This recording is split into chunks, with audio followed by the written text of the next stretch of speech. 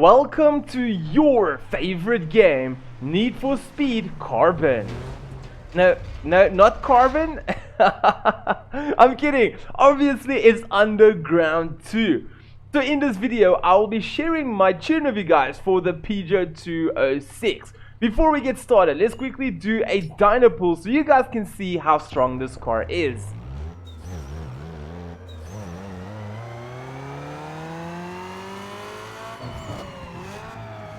And there is the results. Sad to say, but this car is not one of the fastest cars in Underground 2. This car actually does have a 2-liter motor, but it's underperforming a little bit. One good thing I can say about this car is definitely its weight. This car is one of the lightest cars in Underground 2, which still makes it something you don't want to mess with. So let's quickly run over the tune. So wait, before we actually do that, I've decided to categorize this video into 4 sections. The first section is where I'm going to show you guys my tune, and because obviously that is why you guys are here. Secondly, I'm going to show you guys the 400-meter pull on this car. Please do know that this tune is for the best 400 meters time, and then obviously it is also for the Bayview drag race, but we'll get into that now. Thirdly, I'm going to show you guys exactly what I installed in this car. Fourthly, we're going to do a drag race against opponents. So let's quickly start off the tune. So as you guys can see here is our suspension here at the top. For the front of the suspension, it's all the way down to low, and for the rear, it's all the way at high. I will explain a little bit more about that now. So for the front, we've got a lower. For the rear, we got it at max again, and for the front, we got a low again, and for the rear, we got it at max again. Why would one do that? So technically, whenever you're in a car and you pull away, the weight goes from the front of the car towards the back of the car. So when that happens, your rear suspension goes actually downwards and your front suspension goes upwards. That's why you're feeling that weird kind of roller coaster feeling in your stomach. So what this actually allows us is to make sure our rear end is higher than our front end, and obviously stiffer. So that means it won't go down easier, and it's also going to be higher, so it's going to push the weight that's coming to the rear, is going to push it back to the front. This is going to allow you to have more traction, and you will be able to put a little bit more power to the road. And then obviously going to front sway bar and rear sway bar, as in all my other tune videos, I like to keep them at stiff. Oh, and for the steering ratio, we didn't touch it at all. This is because we're coming straight. For the drivetrain, here it is. Take a screenshot, write it in your girlfriend's journal. I don't know what you want to do with it, but it's the secret sauce. Going over to aerodynamics, we just cancelled everything out because this car does actually spin a little bit in first gear. If it does, just take the front one up a little bit, but I try to get it in a tuned way that we don't have to use downforce at all, because downforce is good, but at top end it's bad. It's just going to slow your car down. It's going to be like a wall going straight into an ocean, for all I can say. So for the tires and brakes, our tires are strong, and I didn't touch the brakes. Who cares about brakes? For the ECU, as you guys can see, if you guys don't know how this works and etc., and you want to find out more about it, I made a video specifically showing you guys how this works and how you can get more power in that. Do click the icon here in the top right corner, but what you want to do is for your first 2000 RPMs, you want more red than blue, and this is the best I could have resulted it out as. And for the turbo, as you can see, we've got like nothing up until 4000 RPMs, only like from 5000 RPMs upwards, we're actually starting to get some more blue and performance parts. Once again, that video is going to help you guys understand exactly what I'm doing. So for the nitros, we have got it at about 5 seconds.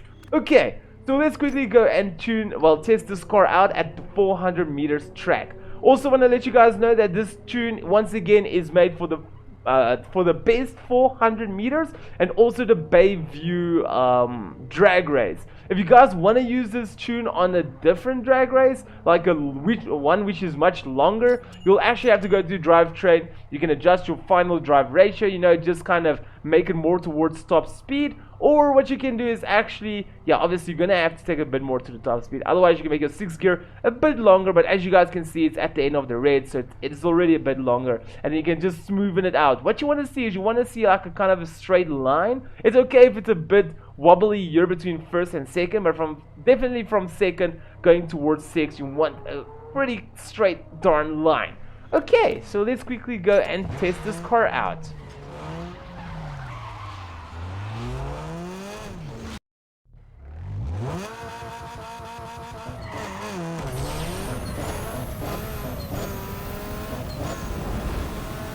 Come on!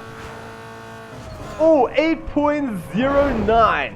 So sorry guys, once I reach the 400 meter mark, I just let go of the throttle so I can actually do it much better. But it doesn't matter. Our 400 meter time is 8.009 with a 0 to 100 of, let's just say, 2 seconds. It is not that bad. If you guys do look at my other tuning videos, this car is actually staying pretty close towards the other cars. Only problem once again is its kilowatt. It's got very little power, so at top end it doesn't do as good as the other cars. Nevertheless, there we go. So I'm going to show you guys quickly exactly what I've installed in this car. So let's quickly run over it. So I want to show you guys quickly that stage 3 is always the best one to install. This is the stage you want to have installed, but there's obviously a little bit of a catch to this. As I want to show you guys, let's quickly go to stage 2. Whoa, is this guy cheating because he has stage 2 also installed? And let's check stage 1. Oh, what? He also has something installed in stage 1. I'm gonna tell you guys now that this is not cheating at all. There's actually a way you should install your parts. The first way to install it whenever you buy a new car is install stage 1, then stage 2, then stage 3.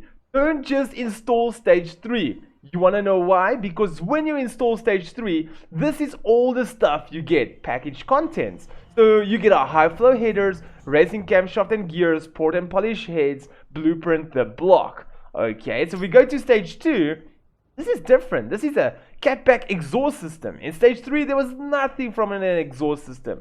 Here's a high flow intake manifold. There they say the head has been ported and polished, but nothing about a manifold. And here is a larger diameter downpipe. So obviously how this works is, it works with cancelling previous parts out. So let's go quickly here and explain it to you guys. So as you can see here, you've got a mild camshaft and gears. Mild means it's better than normal, but it's not too strong. It's somewhere there, you get me? So these are mild, but if we go to stage 3, there are the racing camshafts. So why would you want to have mild in when you can have racing in? So this is how it works, literally, because this one, if you install it, it will actually cancel this one out over here. So obviously here's a cold air intake system, and if you go through these two, there's nothing like from a cold air intake system. So if you only installed stage 3, you would have missed 1, 2, 3, 4 parts in your car. So once again, with the ECU, you want to install stage 1, stage 2, stage 3. With the transmission, you want to install stage 1, stage 2, stage 3. For the suspension, you want to install stage 1, 2, 3.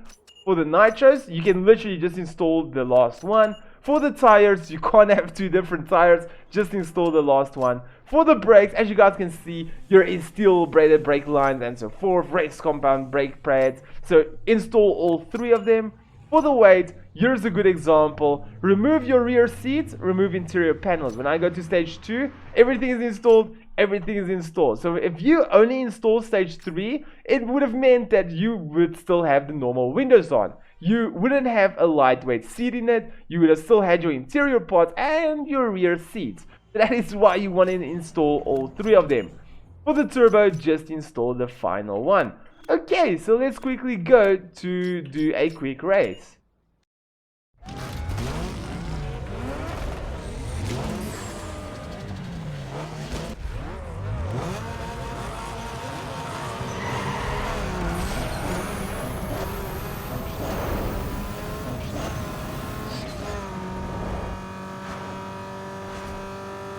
This car is not doing too bad.